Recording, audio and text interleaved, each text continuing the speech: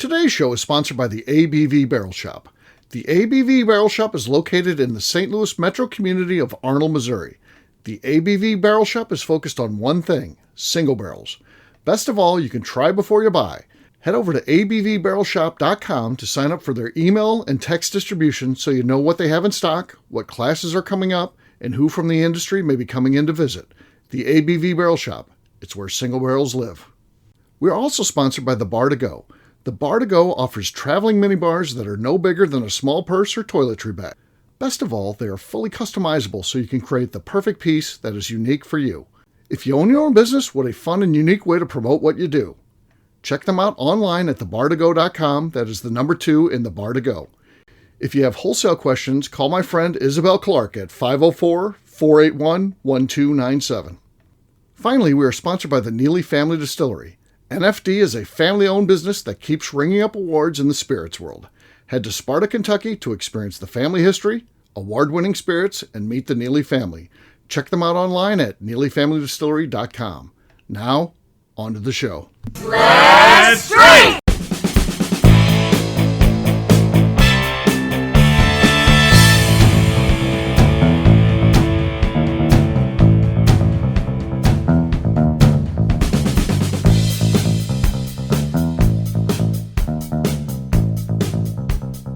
Welcome to the Bourbon Daily, the podcast about everything bourbon delivered to you every day of the week. Today on the show, we mail it in on the first day back from vacation. My name is McNew. Please join me in welcoming my co-host, Steve Akeley, along with our special guest, Ryan, the Billionaire Thompson, Jason Bronner, and Kathy Kuhl. Hey, gang, what's up? Hey, guys. Hey. Hey. What, Ryan, what are you eating there? Some peaches or something? What do you got? It wasn't going to be a small talk. It's a new product I've discovered. It's Brahmi lupini beans.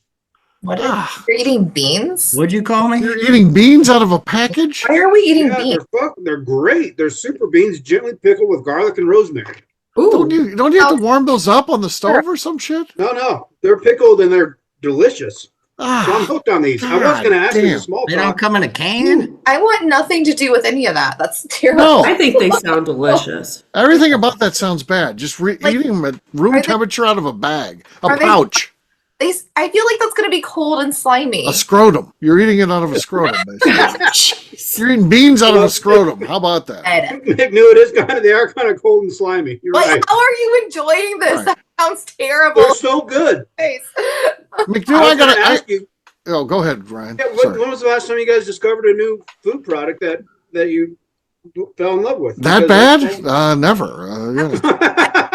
That's a fair question. You're allowed to like bad food. That's fine. It's not for everybody. But what's something new you discovered? Mm-hmm. I can't think of anything. I'm not that adventurous, I don't think. Actually, I do have one because I tried it this weekend. So I went to Cincinnati for my best friend's birthday party. And I have seen everywhere people. That wasn't my birthday. No, you didn't have a birthday party. I would have came. But no, so people posting everywhere about fucking Dubai chocolate. And I'm like, what is Dubai chocolate? And it looks weird. It looks like chocolate covered in weed, but it's pistachio. And it is fucking delicious. It's so good, right? It makes the milk chocolate perfect. I would like that. Not the goddamn beans out of a scrotum. Oh, no. Is that like an MRE or something? Yeah. It is. That's what it looks like. Are you prepping over there? Getting it warm though. But Dubai chocolate. Okay. Dubai chocolate. It is. Dude, now I'm interested in this. Milk chocolate with pistachio in it. It's I like pistachio. It's so good. Better than like how they have like the crisp, like the rice ones. Oh yeah, crisp. So much better because I like pistachios too. You gotta like pistachios because it kind of tastes like that. I fucking get the hype now because somebody brought it to this party. I'm like, I gotta go get more. I gotta go get some. It's so fucking good. You gotta go to Dubai to get it, or where do you get that? She Amazon, probably Amazon. Them like she found a recipe to make them, but you can buy it. She didn't make it. She bought it at Amazon. She said 100%. Yeah, that's what I would have done. I'd have gone to Amazon, bought it, put it in a Tupperware dish, be like, I made this. That might have been what happened because it was very pretty. It didn't look like it was made in a home kitchen. Okay. McNew, I saw used heavily this week on the ABV Network Crew Club private Facebook page. Yeah. The use of I know you don't like the word moist. You're not into that. A lot of people are using the word soggy. Do you like that word? soggy does not bother me in the You don't mind soggy? no, because soggy just makes me think of like a wet lawn because it's rained too much, or a wet sock because you stepped in a puddle. It doesn't feel like weird sexual food, so it doesn't Really? bother me the same way the M I'm word going does. to Google soggy biscuit. I don't know what it is. I mean, I'm not going to eat a biscuit with gravy on it anyways. I don't like that. I don't think that's You the hate the kind word- of biscuit. So much. But, well, I feel like if it's soggy, that's like a different. Never mind. That's weird. But Yeah. no. Hmm. You hate the moist word so much you have to just use the first letter of it, and then you Yeah, gag yourself when you it say is it. the M word. I can't say it. Yeah, but say the word creamy to Steve. Yeah, it's the same reaction. He hates it. Creamy. Like creamy. No. I don't think I'm a Creamy big fan of chicken soggy. salad. I'm not No. a big fan of soggy either. Like soggy, it does nothing for me. It's in the same family, though, Steve. I'm with you. I think so. Yeah. All right, let's go to the cards. We got a random one here. Is there a memorable news story that affected your life? It's a bad Yeah. one. Should we redraw, or are you somebody's got course, something? right? Okay, Yeah, yeah. What was the new? Oh, yeah. Okay, I got you. September 11th. That changed our country, obviously, and that's well. First, most of us heard of it, though, that weren't on site in New York. It was on the news, and it was like, holy cow! Our country's being attacked. This is something that never happened during our lives. I mean, if you want the U.S. being attacked on our soil, you got to go back to World War II and Pearl Harbor. But again, most of us, that's in Hawaii, so most of us wouldn't be, affected by that, at least as a physical threat. This was in New York, in our most populous city. That was a big thing. Scary. You didn't know what's going on. I was out of town, and you're calling your house and your family. You don't know what's happening. You literally didn't know what was happening. I mean, that was scary shit. Yeah, it was pretty scary. One of those news stories where everybody knows exactly where they were when it happened. Like Right. that's one of those things. Like there could be multiple news stories where like, oh yeah, I vaguely remember that. No, September 11th, no matter your age, I was in 7th grade gym class. They pulled us into the hallways to watch the school TVs and let us watch it live for some fucking reason. I don't know whose idea that was, letting 13-year-olds watch that. But you just know exactly where you were when that happened. Right. So what's the first news story like that happened in your lifetime where you remember exactly where you were? Mine's when the space shuttle blew up in 1984 or something. Right? Okay. I was homesick from school that day. I was just lying down on the couch resting, and my mom walked out into the living room, and she's like, "What are you watching?" I'm like, "Oh, the space shuttle just blew up." She's like, "Wait, excuse me? What?" I was like, "Yeah, the space We shuttle just were blew actually up." watching it in school when it blew up. Yeah, were you right? Yeah. Yeah. So Yeah. go figure Yeah, a about lot of that. us were. Yeah, Yeah. because there's a teacher. There was a on there, teacher on obviously. board. Yeah. Yeah. First news story that I ever remember that of any impact was 1977, Elvis dying. I saw that in my room. I had a black and white TV in my room, and I went and told my parents. I was like, Elvis died. And of course, because my parents were huge Elvis fans. And my dad knew Elvis because when Elvis would come to town, my dad was a policeman. My dad would be in charge of security for Elvis because Elvis liked him. So I went out and told them, and they didn't believe me. They're like, no, he didn't. And I'm like, it was on TV. Elvis is dead. And so that's the first news story that I remember watching, or because they broke in on TV. I was just watching whatever cartoons or whatever it was, and they broke in on the thing, and the news came on, and I went and told my I think parents. I remember the funeral of Elvis more so than the actual death, because it was a big, Oh yeah, big deal. right. But I think the one news story, all of these, are in my brain. But when the Berlin Wall came down, Oh, yeah, that was big. yeah, it was pretty wild. 91, right? I think 1991. Yeah. Something like that. Huh? That was pretty wild. I can remember that one pretty That good. was 91. 91. Okay. This one's niche. It's not true crime, but do you guys remember baby Jessica that fell? 89. Oh, in the well. Yeah. Sure. I was so young when that happened, but it is still the first news story I remember because like we lived in this farmhouse and my mom lost her shit. She's like, don't go near the well. Don't go out there. Don't, because she's like, one of you two are going to fall in. You're going to fall in the well. Lost her shit through my whole childhood because of baby Jessica. And it took what, like 48 hours to get her out or something? Yeah. It took a long time. Yeah. Crazy that The nation watched. Yeah, for sure. So what's baby Jessica doing these days? Every once in a while she'll pop up on checking in with baby Jessica. Yeah. She like got married and had kids and had lived like a normal life. Yeah. Normal, not a like celebrity shit. She just did normal stuff. Right. Wow. Yeah. It's kind of a sad thing that you get unbelievable amount of celebrity, but you can't really cash in on. You can't really write a book because you're too young to remember any of that. There's nothing you can really do with it, you know. Yeah, if you get that level of celebrity, you at least want to be able to make a few bucks out of it, and you can't really do it. Fast forward a couple years later, then the O.J. Simpson. Man, For that, right? Yeah, that was big. White Bronco.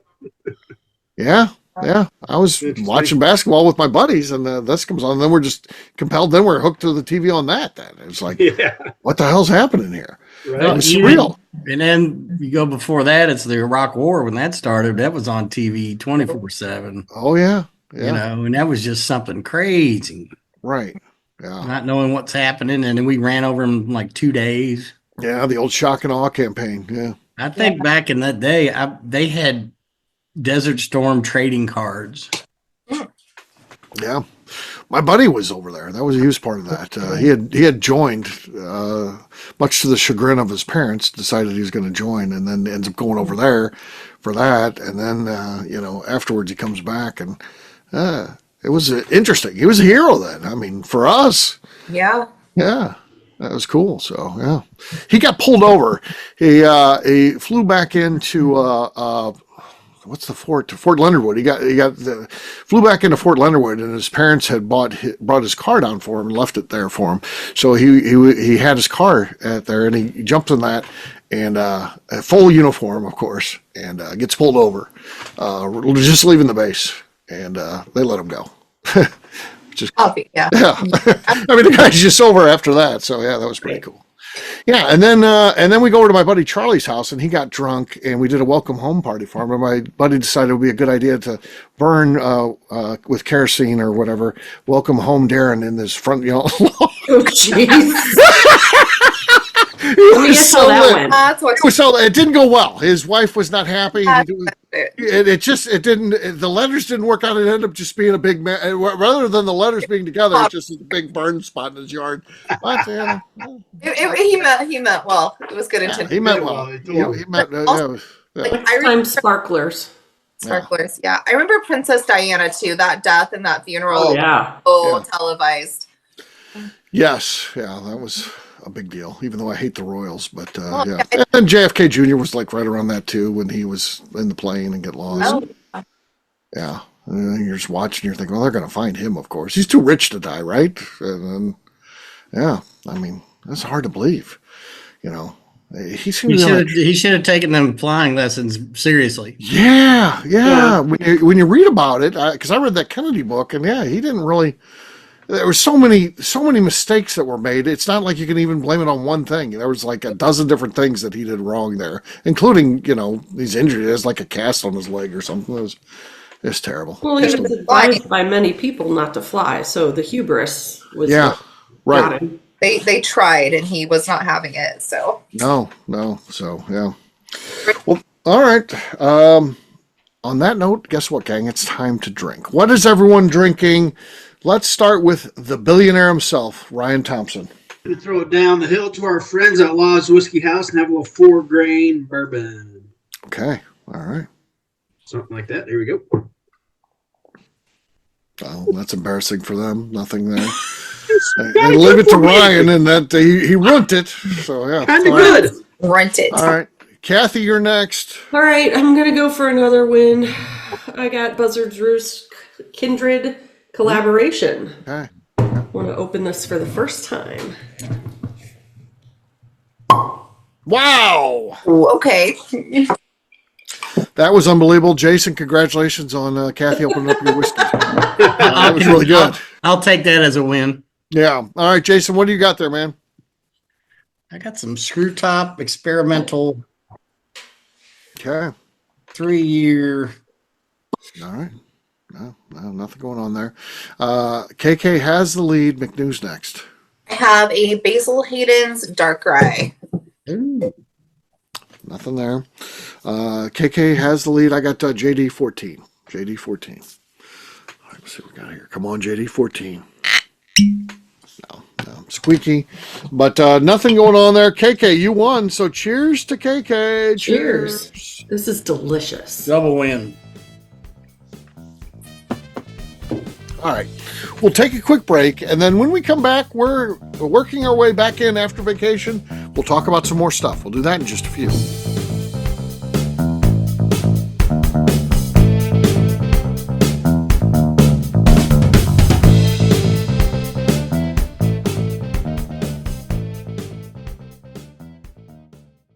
Okay, let's talk about the people that make these shows happen. First up is the Stave and Thief Society. Via their in-person class at Moonshine University in Louisville, Kentucky, the Stave and Thief Society is the place where you, a bourbon enthusiast, can expand your knowledge and emerge an executive bourbon steward. In 2017, I completed my executive bourbon steward certification. It's the most comprehensive bourbon certification available and connects you with an expansive network of bourbon enthusiasts and professionals. Check out the full listing of in-person and online certifications and join the society today by enrolling at staveandthief.com. Speaking of Executive Bourbon Steward certification, the ABV Barrel Shop in St. Louis, Missouri has developed a unique partnership with the Stave and Thief Society to offer a preparatory class to assist you in getting your Executive Bourbon Steward certification. This prep class costs only $25 and is available to take live or online via Zoom. Graduates of our class receive a coupon code good for 15% off your Executive Bourbon Steward certification held in Louisville, Kentucky. This saves you almost $90. Additionally, you can collaborate with fellow attendees to split travel costs when you go to Louisville. If you're interested in signing up for the class, simply head over to abvbarrelshop.com and check out the classes and events page. Last but not least, we are sponsored by Neely Family Distillery. Royce Neely is the 11th generation distiller in one of America's oldest distilling families. A visit to Neely Family Distillery takes you through family history, where you can see all the artifacts and newspaper clippings through the years from this family that started distilling in America after James Neely arrived from Northern Ireland in 1740. Today, Royce Neely and his team are crafting some of the best spirits in America. Their bourbon and absinthe offerings keep winning top honors in the spirits competitions. Recently, their absinthe made history as the first platinum winner in the absinthe category at the San Francisco Spirits Competition. Neely Family Distillery is definitely a bucket list destination if you are a bourbon fan. Learn more about their spirit offerings, visiting their facility, and the awards they have collected over at NeelyFamilyDistillery.com. And now, back to the show.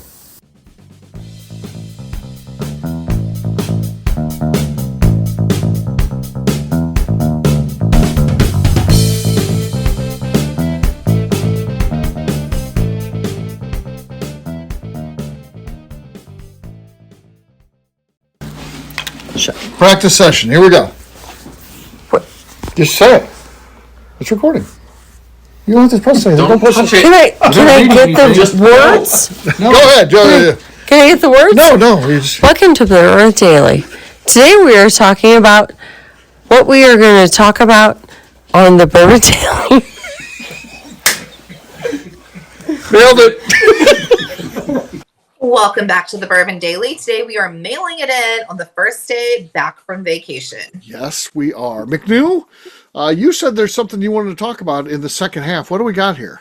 Okay, so I don't know if this is a great subject, but it's been on my mind lately. So I do like staying in hotels. It's not like Right. Like staying in hotels, I hope. I do like staying in hotels. I feel like the blankets are white and they're fluffy and it's nice and like I don't have to clean up after myself. Sure. So I recently moved and I tried to like make my bedroom feel like a hotel. Okay, that's a good idea. I got like the fluffy mattress topper. I got this big cloud comforter and it's white and it's so cozy in there.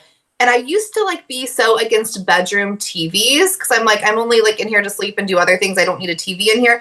But like I used to like wake up Saturday morning and be like, I'm gonna go watch TV on the couch before I get my shit together or whatever. Now I just want to be in my bed. I just want to be in my bed to watch like Netflix or something. Right. Porn. No. I don't do that on TV. You do that on your phone.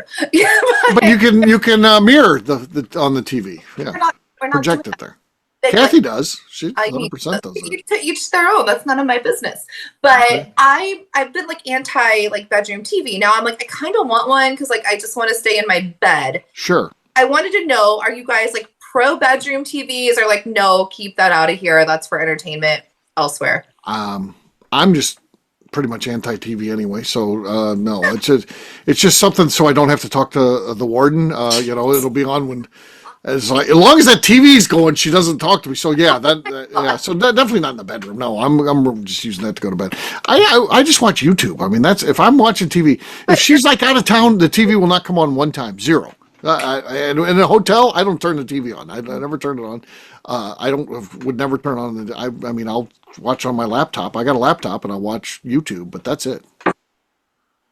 That's me. Yeah, I had a TV in my bedroom for a while. I never watched it, never turned it on, never used it, and so it got out of date, and then I just gave it away or trashed it. Let it go. Just let it go. Replaced it. Yeah.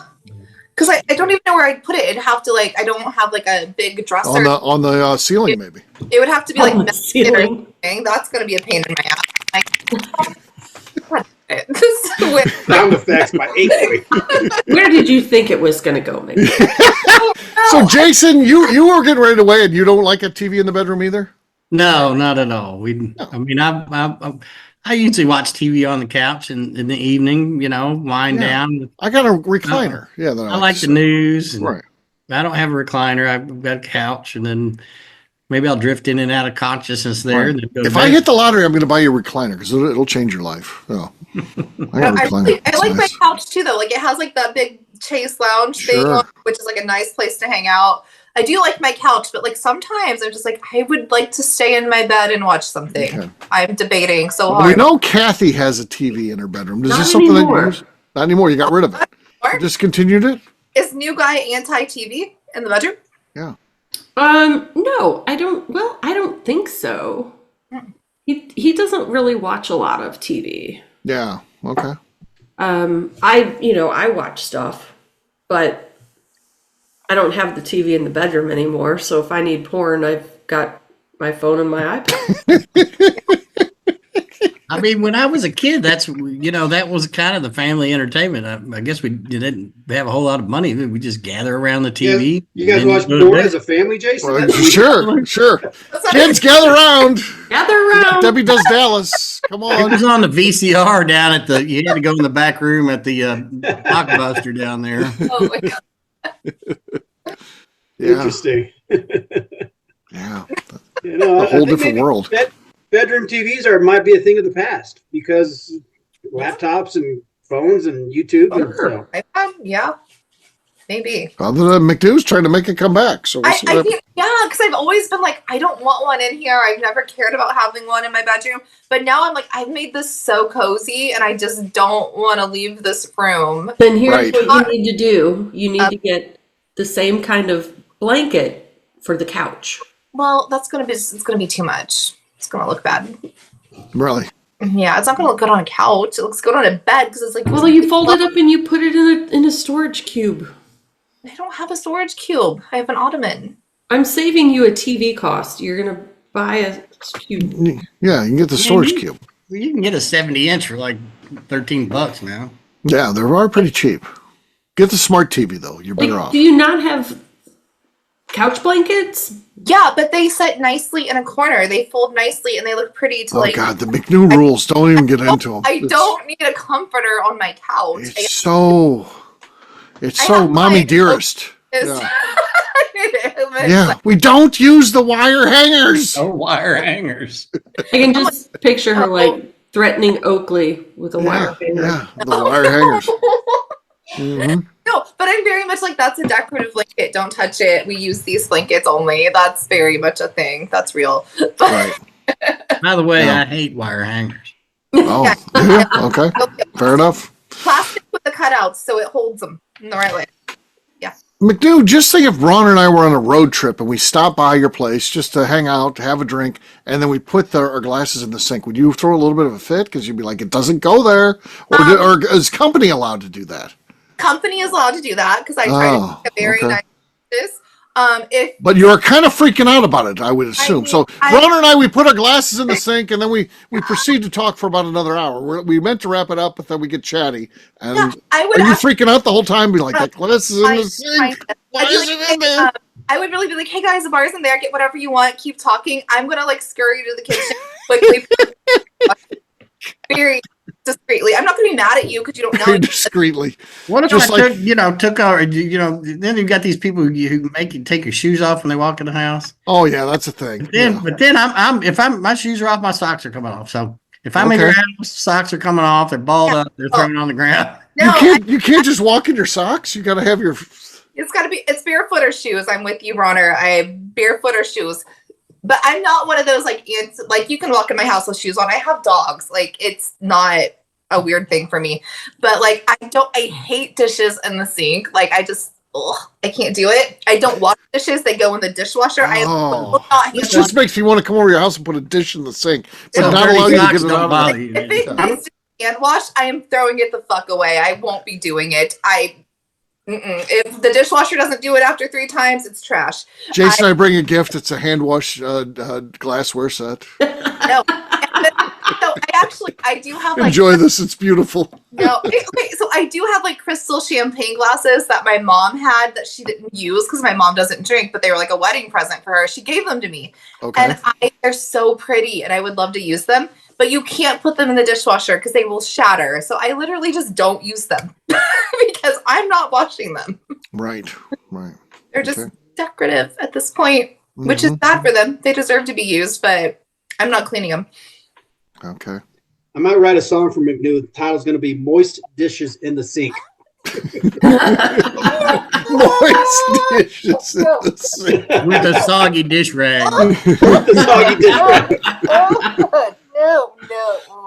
And like the soggy dish rag would be cold and wet and even if I had gloves, it's been a thing where like I won't touch raw meat. Like I put on like the food gloves for that. I can't even do dishes with gloves. It freaks me out. Oh God. Really? I can't. I won't put. It's dishwasher immediately. If that's not going to work, it doesn't live here. Get rid of it. Huh? What about when you were like in people's mouths? You had as a dental hygienist, you got gloves on and it's moist inside their mouth. That was different because I was really just focused on what I was doing. Because like I like doing. No, I just kind of it was. So your hands in their mouth and you feel the moisture on the outside. Okay. It's warm and moist and would call like little slick. We had little cotton things we'd shove in there that would like shove their tongue out of the way, and it wasn't all that wet. They were probably uncomfortable, but I could make that nice for me. Okay. Get my job done. Yeah. There's a reason why I only did that for 2 years. 1, people are disgusting, and 2, I didn't like wearing scrubs, so I transitioned out of that real quick. You didn't like the scrubs? How come you didn't like the scrubs? It felt like wearing pajamas every day. I didn't like that. It was Did you not know this going into the job? No, I didn't know that. I didn't know that. I was surprised. Surprising. The dental hygienist wears scrubs. She had no idea. I'll get to dress up. We can wear cute party dresses. Yeah. And you clean nasty things out of people's teeth. Okay. Oh yeah. So some like I was weird with this because like the people that had generally clean teeth that would come in after lunch grossed me out more. Well, like, little potato salad in there. Yeah, not like like clean out your like potato salad or salami or whatever the fuck you like. God damn. I couldn't do it. Like the hard plaque. Like Steve, you can have this job and make your house payment, or you could be on the streets. I just had to be on the streets. I couldn't do it. I couldn't be in there. No. But I like clean, like when they had like the calculus when I'm like, I know you're dirty as fuck and you haven't brushed your teeth in 15 years. That was my favorite. And it makes no sense. I know this is logically weird, but it was fun to watch it. Well, I saw that one time when Bo had that big thing on his back and you popped it. Oh God. And the smell from that took over the whole gift shop at Neely. I was at Neely. McNew pulls down his shirt and it's like a baseball size on his back, and she just pushes that thing together and it just explodes, and then the smell is all over. God. And I didn't know it was gonna seep like that. I was like, I gotta get paper towels or something. That's terrible. It's like a medical procedure. Yeah. God. I actually feel bad. That was kind of an asshole move of me. You fixed it though. So it had filled up one time. That's an asshole thing to do to somebody. It had filled up one time. He's driving home on the highway, and he thought he got shot, but it was just that thing exploded in his back. Yeah. And he had to pull over because he thought he got shot on the highway. But he didn't understand St. Louis. No, he was in Kentucky. He got the car seats and everything. He's heading home in Kentucky, and he thought he got shot, so he pulls over, and it turns out it was just that thing broke. So then he had to take his shirt off. Imagine him at your gas station. He comes out of the bathroom. He's got no shirt on. This is Bo Cumberland, by the way. This isn't some male model type. It's Bo Cumberland. Because his shirt's been used to wipe up all the stuff, and he's got. Oh God! He's driving his wife's car, and he had to have so much stuff because he was so worried it was going to leak on her car seat. Yeah, I can't even explain the volume of like weird liquid that came out of that. Lots of goo. Lots of goo. Very smelly goo. Well, that thing's gone downhill. Yeah, that's not bad. That And doesn't I had nothing to do with this. I had nothing to do with this going off the rails. It's Kathy's fault. She sent me a text and said, "Talk about that Bo thing," and I was like, Nothing to do with this. I want to figure out how to mute you guys. So that I don't have to hear this. And I can just pop back in to tell people to find me on Instagram. What else do you want to talk about? We don't have to talk about gross things. Well, Dr. Pimple Popper is like a very popular person on Facebook. Yeah, McNew likes that show. I liked her for the longest time until she got a following, and then she started being too technical. I was like, don't explain shit. Just let me see gross shit. I don't need the medical terms. I don't give a fuck how you're fixing it. Just let me watch it explode. That's what I want. You wanted to see the pimples explode. I did. She ruined it. It's ruined. It's ruined. The pimple popper ruined everything. Jesus. So there you go. There. That's exactly where we thought we'd go with this show for sure when we started. Yeah. So there you go. We'll wrap this one up as we always do by talking about where people can find us. Kathy, we'll start with you. Where can people find you? You can find me on KK. Let me start over. You can find me on Instagram at KK Castrate. All right. Jason. Bluegrass Bourbon Baron on Instagram, and then on the platforms with Bourbons and Buzzard Roost. We are on point. Nice. Ryan. Eating my lupini beans out of the bag. Beans. Happily eating my lupini beans out of a bag, and across all socials at MT and Whiskey. I'm talking louder, Akeley. And our website's tintswhiskey.com, 10TH. Eat this lupini. All right, McNew. I'm on Instagram at McNew ABV. For me, I'm an easy guy to find at Steve Akeley, Twitter, Instagram, or Facebook. I've got a website, steveakeley.com. We've also got a company website. That thing's abvnetwork.com. Check that one out. Everything that we do is out there. Also, come by and see me, the ABV Barrel Shop. New barrel picks, always coming in. We got cool things going on. Awesome people coming in the shop, hanging out with us. So check us out online, abvbarrelshop.com. McNew, anything else to say before we get out of here? I'd like to remind the audience to please give us a 5-star review. That includes comments. It helps new people find the show, which is very important to us. And if you like what we're doing, we ask that you please visit our Patreon page at patreon.com/the ABV Network. Great job today, gang. For audience, we'll have a brand new show for you tomorrow. Looking forward to that. Until then, take care, everybody. See ya. Bye. Bye. Peace.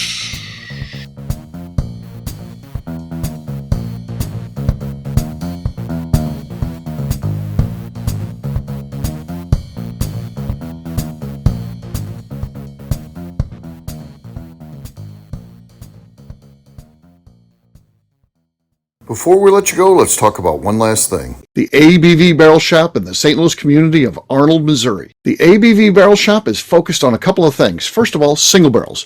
We are the place where single barrels live. We go to distilleries, taste through the whiskey, select the best barrel, and have it shipped to our store where we present it to you, our customers, by allowing you to try before you buy. We're also known for the classes that we have in our education center in the store, as well as the events we have with industry professionals from the bourbon business. If you are in the St. Louis area, please come by and visit us at 6 Fox Valley Center in Arnold, Missouri. Or at a minimum, at least sign up for our email and text distribution so you know exactly what's going on in our shop over at abvbarrelshop.com. This is Steve Akeley, owner of the ABV Network, signing off. We thank you for listening to our programming and truly appreciate your support. The Bourbon Daily is part of the ABV Network. For more information or to become a sponsor, please visit abvnetwork.com. Thanks for listening and cheers. This has been a Steve Akeley production.